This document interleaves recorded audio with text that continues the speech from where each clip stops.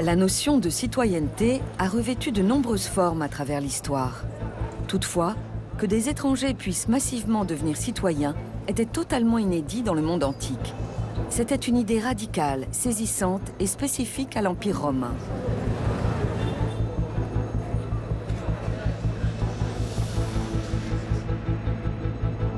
Pour savoir ce que signifiait être romain à des milliers de kilomètres de Rome, me voici en Algérie, alors située à l'extrémité sud de l'Empire.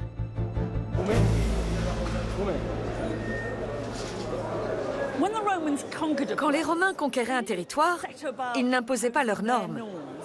Ils n'obligeaient pas les gens à apprendre le latin, ni à prier les dieux romains, ni même à utiliser le calendrier romain. C'est par l'intégration qu'ils exerçaient leur pouvoir. Je ne parle pas des gens du peuple comme ceux qu'on voit ici, mais ils mettaient les élites locales de leur côté. Et l'un des principaux moyens pour le faire était de leur donner la citoyenneté. Salut.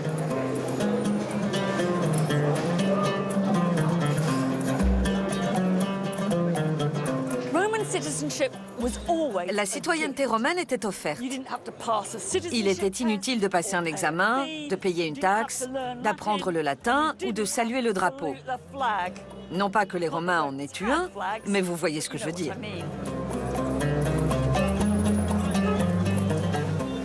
Pourquoi aurait-on voulu être romain? Parce que cela donnait toutes sortes de droits. Le droit de signer des contrats, de se marier, mais aussi de ne pas être crucifié. Mais je pense que ce n'est pas cela qui motivait les gens. L'important, c'est que la citoyenneté ouvrait des opportunités à Rome même. C'est un peu comme le rêve américain. Beaucoup de gens échouent, mais c'est le rêve qui compte.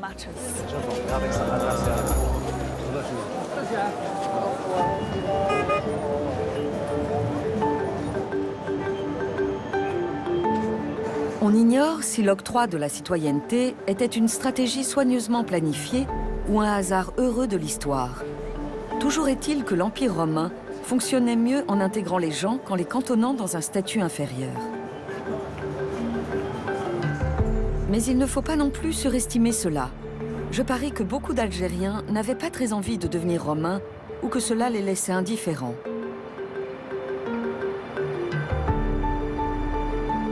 Quoi qu'il en soit, l'impérialisme n'est jamais tranquillement consensuel. L'Algérie connaît bien les conflits impériaux, c'est le moins que l'on puisse dire. Des Phéniciens aux Arabes et aux Ottomans, en passant par les Français et bien sûr les Romains. C'est d'ailleurs en Algérie que se trouvent certains des vestiges romains les plus impressionnants au monde. Ils nous livrent des informations essentielles. L'histoire de l'Algérie romaine a commencé, comme souvent, par l'oppression brutale de la population. Je traverse ce qui était jadis des champs de bataille.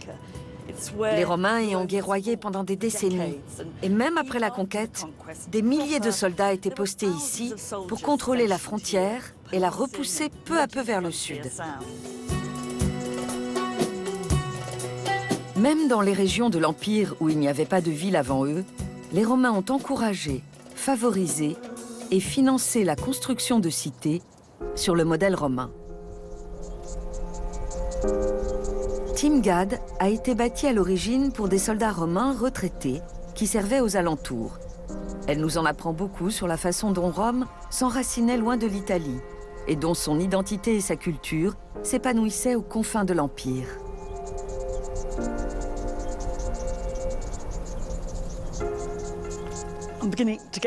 Je commence à me repérer. Ceci devait être l'une des principales portes de la ville.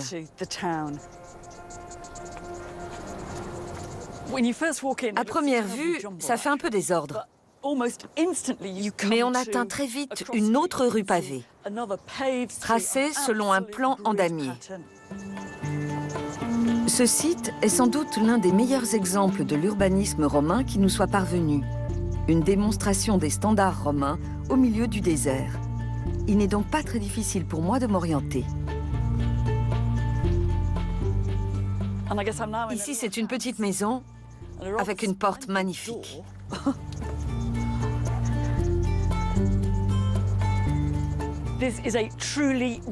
Voici de somptueuses latrines publiques, pourvues, selon le schéma habituel, de plusieurs sièges. On a un semblant d'intimité grâce à ces dauphins. C'est amusant de penser que certaines des toilettes les plus élégantes de tout l'Empire romain se trouvent en Algérie.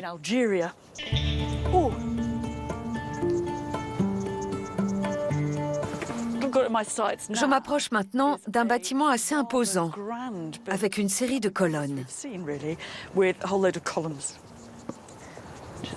Allons voir.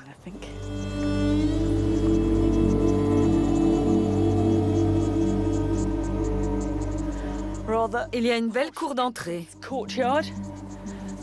Qu'est-ce que ça peut être?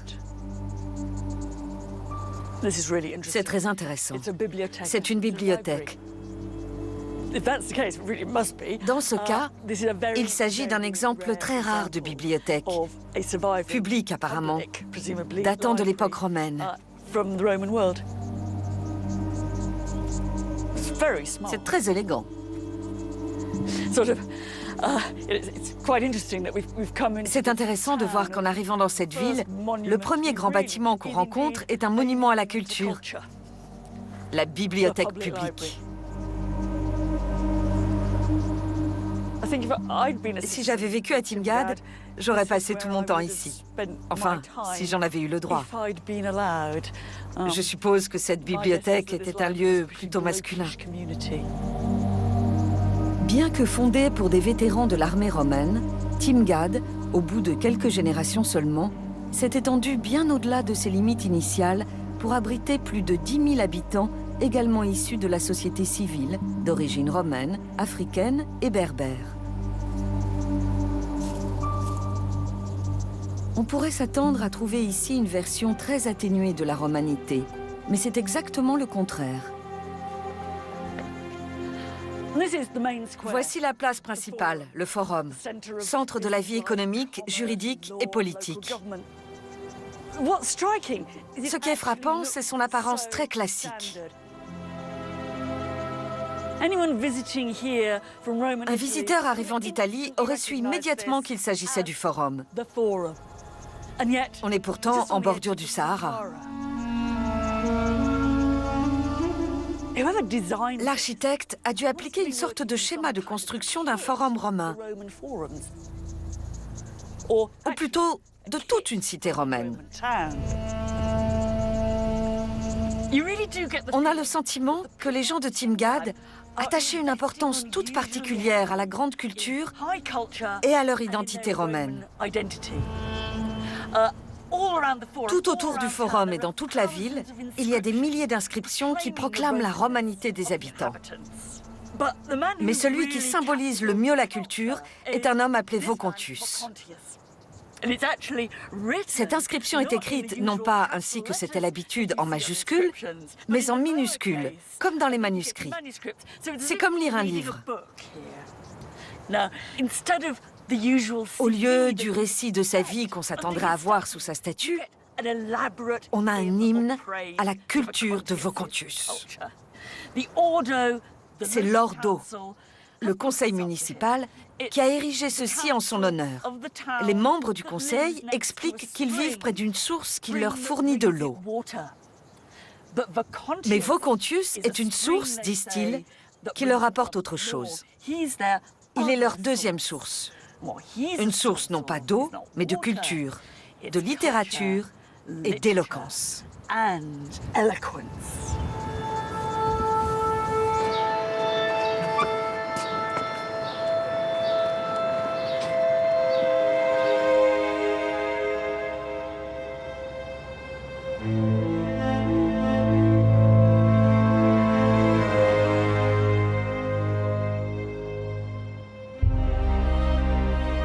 Ici, aux confins de l'Empire, les habitants de Timgad avaient à cœur de montrer qu'ils étaient romains.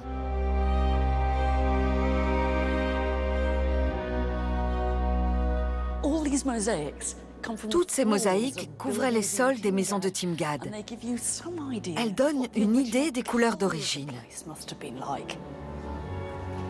et aussi de leur richesse.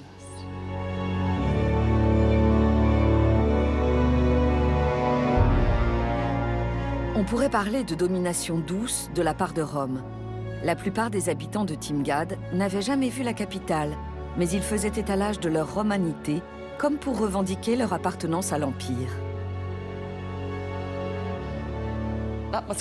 Celle-ci doit venir des termes. Ça dit « bon bain » et sans doute « tongue obligatoire ». Voici des scènes classiques de la mythologie romaine. La déesse Vénus sortant de l'océan, assise en équilibre sur le dos d'un monstre marin. Et Neptune, avec son trident, le dieu de la mer.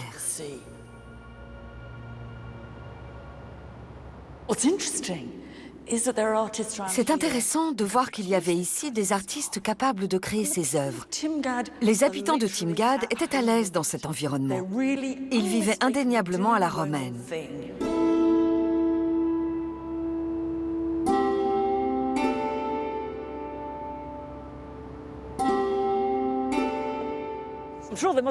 Même s'il y avait sûrement des frictions, Timgad donne l'impression d'une petite ville heureuse. C'est résumé par ce pavement gravé. C'est un plateau de jeu avec des mots écrits dessus. On déplaçait son pion d'une lettre à l'autre de ces mots qui forment une devise. Venari, lavari. Chasser et se baigner. Ludere, ridere. Jouer et rire. Ocest, vivere. Ça, c'est vivre. Cela montre le chemin parcouru par cette ville et ses habitants. C'était au départ un groupe d'anciens soldats. Quelques générations plus tard, ils ne se contentent pas de chasser et de se baigner. Ils fréquentent assidûment la bibliothèque et ont d'élégantes latrines publiques avec des accoudoirs en forme de dauphin.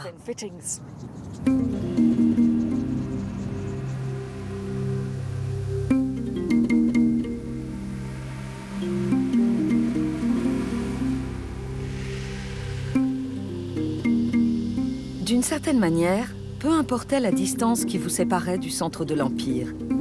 Être romain était synonyme d'appartenance quand vous étiez riche. En acceptant l'élite locale dans ce club, Rome s'assurait son soutien. En retour, celle-ci se sentait partie intégrante d'un monde plus vaste.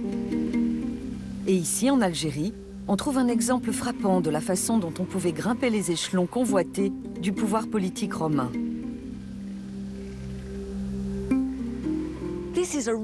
Ceci est un fier témoignage de réussite. Un mémorial destiné à montrer jusqu'où on pouvait aller, même en ayant grandi aux frontières de l'Empire, dans ce qui est aujourd'hui l'Algérie rurale.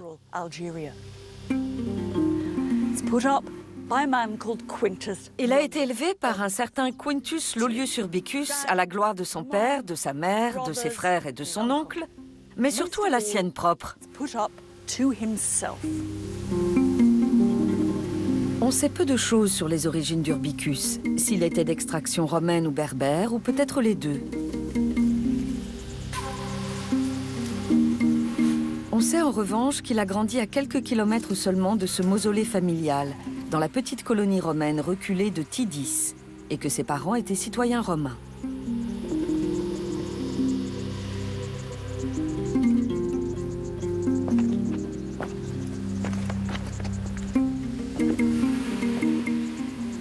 On voit que c'est romain à cause de tous ces phallus ailés. Même à son apogée, Tidis ne devait guère compter plus d'1 millier d'habitants. C'était plus un village qu'une ville. Je ne pense pas que le lieu ait été particulièrement connu en Algérie. Le reste du monde romain n'en avait même probablement jamais entendu parler. Ceci remporte sûrement la palme du plus petit forum de tout l'Empire romain. Il y avait les bureaux municipaux et sur ces socles, des statues d'empereurs et de notables locaux. Celui-ci portait la statue d'une dame romaine de haut rang. Et ici se tenait la statue du plus grand dignitaire de tous, Quintus Lollius Urbicus. La statue a disparu, mais il reste la marque des pieds. Elle était peut-être en marbre ou même en bronze. C'est en dessous, sur le socle, qu'on trouve le récit de sa vie. Les lettres sont très abîmées, mais on peut les sentir avec les doigts. Ici, on voit son nom, Lollius Urbicus. On voit, enfin, on sent plutôt, qu'il était consul, cos. Et en dessous, il y a des détails sur ce qu'il a fait et les charges qu'il a exercées. On apprend qu'il était un héros de guerre. Il a participé à l'expédition contre la Judée avec l'empereur Hadrien et reçu des décorations militaires, une lance d'honneur et une couronne d'or. C'était un peu l'équivalent de la croix de guerre. Il est le plus fameux des citoyens de Tidis, un enfant de la ville qu'aucun autre n'a surpassé. Ici, on devait le tenir pour absolument exceptionnel. Mais il faut savoir qu'il y avait dans l'Empire des milliers de gens comme Lollius Urbicus, venus de leur lointaine province pour se faire un nom à Rome et dans l'armée. D'une certaine manière, c'est cela que je trouve remarquable dans l'Empire romain.